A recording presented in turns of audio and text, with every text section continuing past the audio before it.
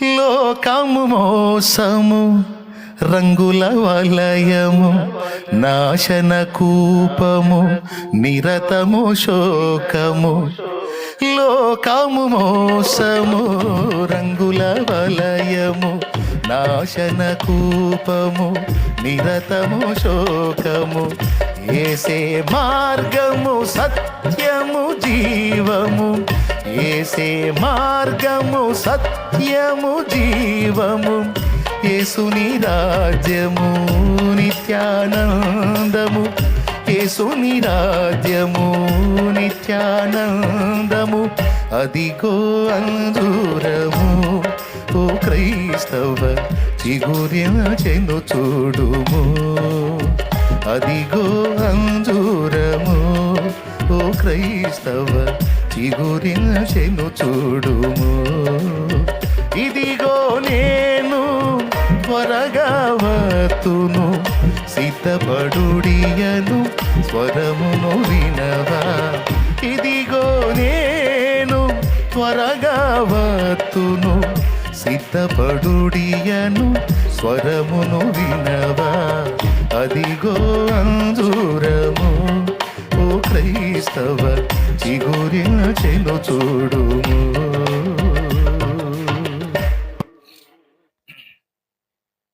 దేవునికి స్తోత్రం కలుగును గాక.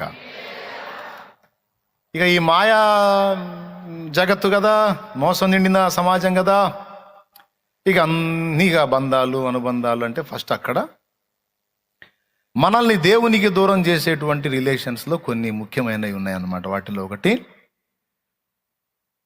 మన ప్రాణం మీద మనకున్న తీపి, మన ప్రాణం మీద మనకున్న తీపి, మన ప్రాణం మీద మనకున్న ప్రేమ, మన దేహం మీద మనకున్న ప్రేమ, మన దేహం మీద మనకున్న అనురాగం. పాపం దేహం అడుగుతూ ఉంటుంది, దురాశపరుడి కపాలంలాగా నువ్వు ఎంత కోరికలు తీరుస్తూ ఉంటే అంత కోరతా ఉంటుంది. ఇది అర్థమైందా? దురాశపరుడి కపాలంలో ఎన్ని డబ్బులు పోసినా సరే లాగేస్తూ ఉంటుందంట.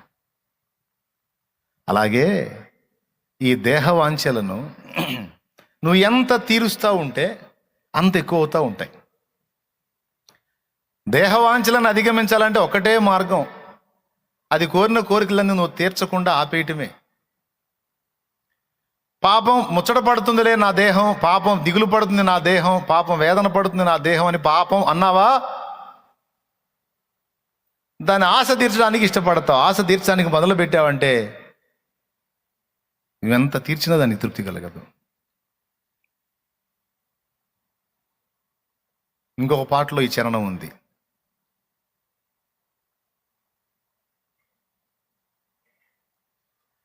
శాశ్వతమా ఈ దేహం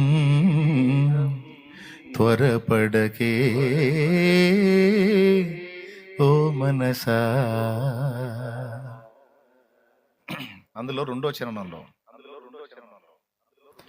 ఈ లోకములో భోగములెన్నో అనుభవించగా తనివి తీరెనా. ఈ లోకములో భోగములెన్నో అనుభవించగా తనివి తీరెనా. ఈ తనువే రాలిపోయినా, ఈ తనువే రాలిపోయినా, నీ గతి ఏమో నీకు తెలియునా, నీ గతి ఏమో నీకు తెలియునా. శాశ్వతమా ఈ దేహం త్వరపడకే ఓ మనసా. శాశ్వతమా ఈ దేహం త్వరపడకే ఓ మనసా. ఏం చరణం అండి రెండోది. ఈ లోకములో భోగములెన్నో అనుభవించగా తనివి తీరెనా. ఈ లోకములో భోగములెన్నో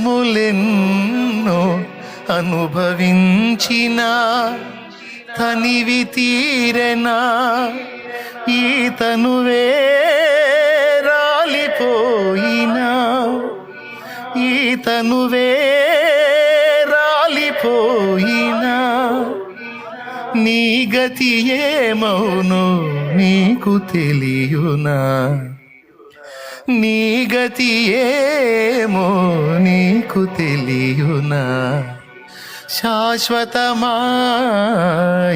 దేహం త్వరపడకే